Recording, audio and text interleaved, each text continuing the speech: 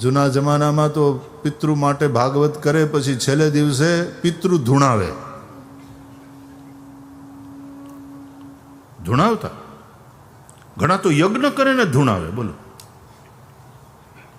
તો કથા હોય ને ભાગવતની, વાહડો રાખ્યો હોય પેલો વાંસ, આપણે ત્યાં એ પદ્ધતિ, આપણે ત્યાં એક પરંપરા છે. એ 7 ગાંઠવાળો વાંસ હોય, કારણ કે આમાં લખ્યું છે ને મહાત્મ્યમાં કે પેલો ધુંધુકારી પ્રેતાત્મા આવી અને વાંસમાં એણે નિવાસ કર્યો. વાયુરૂપધારી પ્રેત કથા સાંભળવા લાગ્યો. એક દિવસની કથા પૂરી થઈ, એક ગાંઠ તૂટી, બીજા દિવસે બીજી ગાંઠ તૂટી. આ કથા તમે અનેક વાર સાંભળી છે. એટલે આપણે વાંસ રાખીએ, પણ છેલ્લા દિવસે પછી પિતૃઓની મુક્તિ થઈ કે નહીં, પિતૃઓ તૃપ્ત થયા કે નહીં, તો ઘણા સમાજમાં એવો રિવાજ છે પછી પિતૃને ધૂણાવે, પછી કોકના પિંડમાં આવે, અંગમાં આવે, અને પછી એ ધ્રુજારી છૂટે ને એને બધા પૂછે, પગે લાગવા માંડે, પધારો પધારો બાપ, તમે કોણ? હું તમારો દાદો. નામ આપે, ભલે પધાર્યા, ભલે પધાર્યા બાપા, દાદા ભલે પધાર્યા. આ બધું તમારી હાટું થઈને કર્યું, 2 વીઘા જમીન વેચી નાખી, આટલે મોટે પાયે ભાગવત કરી, તમને કથા પોગી કે નહીં?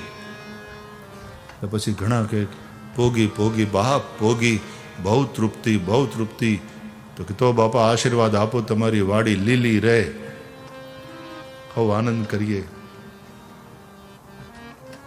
પિતૃને પોગી કે નહીં એ જાણવાની આપણને ઇંતજારી ખરી, પણ અમે અહીંયા બેઠા હોય તો તમારામાં ઉગી કે નહીં એ જાણવાની ઇંતજારી અમને હોય. પિતૃને પોગી એ તો બરાબર, પણ તમારામાં ઉગી? આપણામાં ઉગવી જોઈએ. અને ઉગે તો વાવ્યું ગણાય, નહીં તો દાટ્યું ગણાય. અને આ કથાની પ્રક્રિયા એ વાવવાની પ્રક્રિયા છે, દાંટવાની નહીં. આ ખેતી છે. એટલે જે શ્રદ્ધાયુક્ત થઈને સાંભળે છે એની ભૂમિ ઉપજાઉ છે, ફળદ્રુપ છે. ભગવાનની કૃપાની વર્ષા થાય અને પછી વ્યાસ પીઠ ઉપરથી વક્તા વાવે છે. ભૂમિને ભાવે એવી રીતે વાવે. ખેતરને ભૂખ લાગે,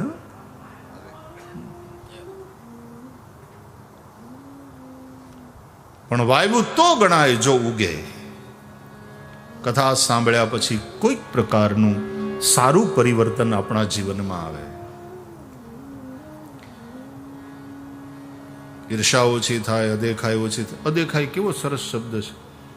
અદેખાય, ન દેખાય એવી ખાય, એનું નામ અદેખાય. ન દેખાય એવી ખાય, લપસ્યો અને પડ્યો તો હાડકું હાથ ના આવે. ઈર્ષા બડી બુરી ચીજ હૈ. અસૂયા, ઈર્ષામાં તો ચાલો જલન થાય, બળે પોતે ઈર્ષા, પણ અસૂયા તો બાળે, વધારે ખતરનાક છે. ઈર્ષામાં માણસ પોતે બળે, જલન હોતી હૈ.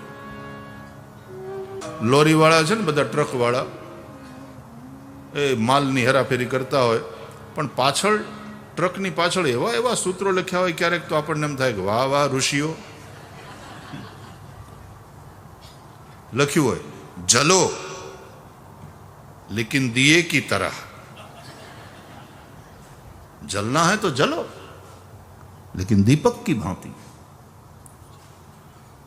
तो आदमी को जलन होती है किसी के उत्कर्ष को देख करके, वो ईर्षा है. तो मानस एમાં પોતે બળે, પણ અસૂયા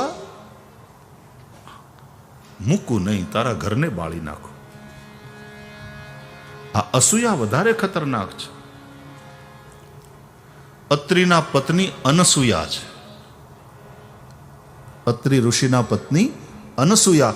આપણી વૃત્તિ અનસૂયા બને, અસૂયાથી રહિત બને તો 3 દેવતાઓને દીકરા થઈને આવવાનું મન થાય. બ્રહ્મા વિષ્ણુ મહેશ પુત્ર થઈને આવ્યા.